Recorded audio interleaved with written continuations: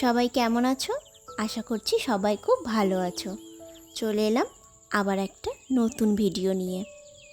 আজকে আমরা গেছিলাম পুজোর শপিং করতে।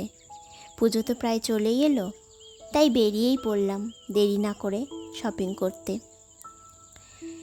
দেখো সূর্যটা এত সুন্দর লাগছে, কত দিন পর ঝলমলে রোদ উঠেছে আজ।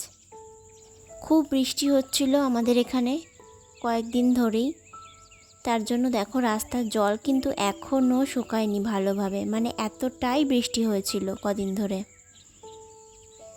এভাবেই যাচ্ছি আমরা। যাই হোক, চলো যেতে থাকি, তোমরাও চলো আমাদের সাথে, দেখো কোথায় যাই।